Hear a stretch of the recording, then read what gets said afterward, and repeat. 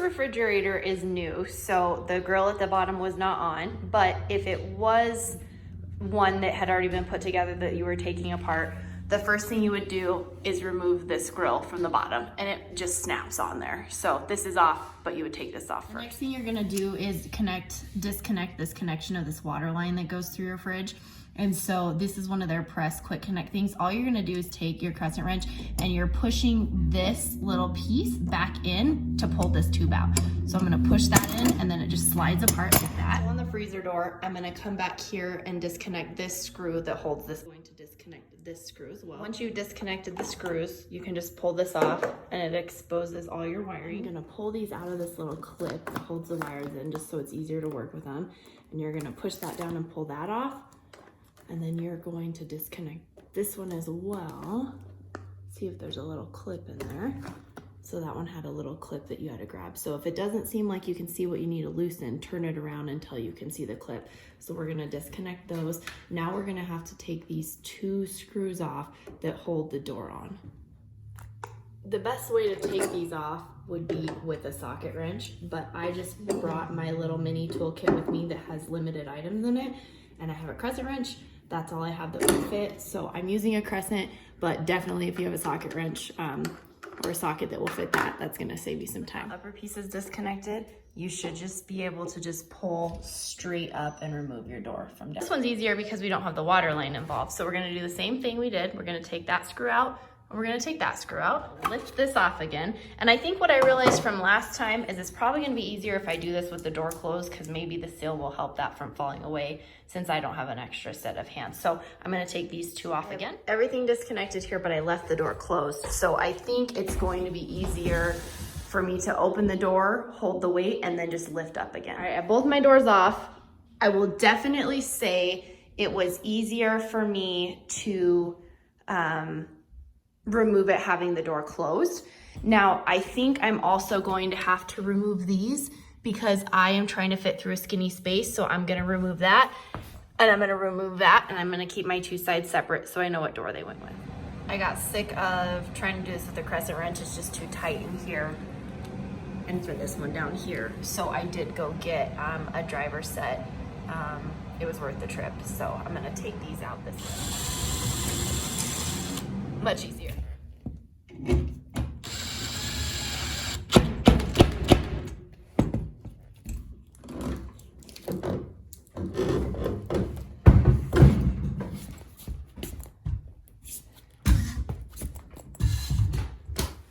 Okay, then I'm just gonna get in here, see if I have any extra to pull this through. Never forget to connect this, because that's when you have problems.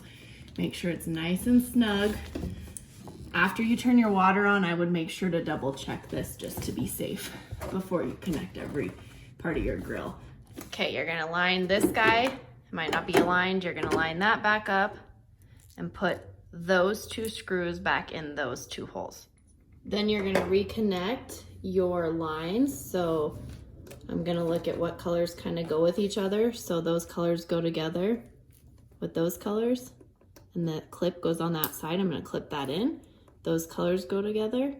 See where your clip goes on that side. So we're gonna clip that in. We're gonna tuck it back under that little shroud. And then you're gonna fit this piece on. Tuck all your wires, kind of curve them around so they're not getting funkified when you open and close your door. You want this all to fit nicely. You shouldn't have to force this. So see, if it wasn't working, you have a wire in the way that you need to find a way to fix. So then we have our two screws that are gonna go back on. So I have put my two screws back in. If you didn't remember when you took them out, my shorter screw, that one, went in the front, and the longer screw, that was the one that went in the back. So those are my screws for this side that we're gonna put on. I just like to kind of test my door next and see, is it creaking? Is it catching? Does it seem like it's having any problems? It seems nice and smooth. So now I'm gonna go and put on this side, which again is easier because there's no water line in it. So we just slid that side on. We lined up our top plate, and then we are going to put in those two screws in those two spots. So we have those two screws in. Then we're gonna take this piece again, and it's easier because we don't have all the wires and components. We're just getting this to hold into place. So we're gonna finagle it. Sorry, the fridge is shaking while I do this.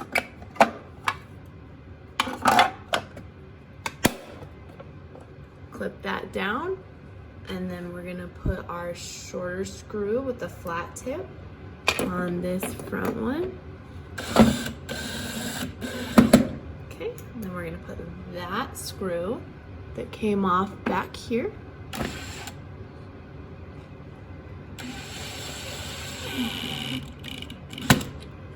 Okay, so we're done putting our fridge doors back on.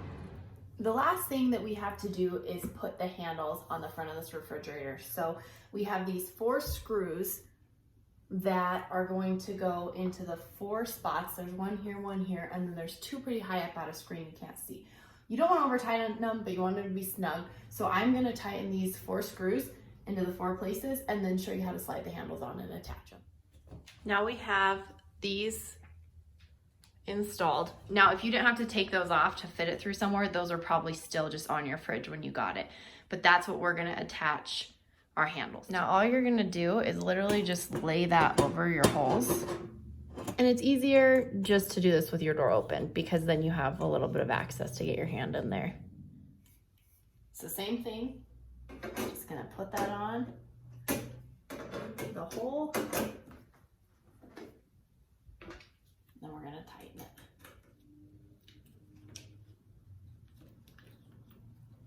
And this one has an Allen wrench little screw on the top and bottom. I've seen some that it kind of slides onto the top and then screws onto the bottom.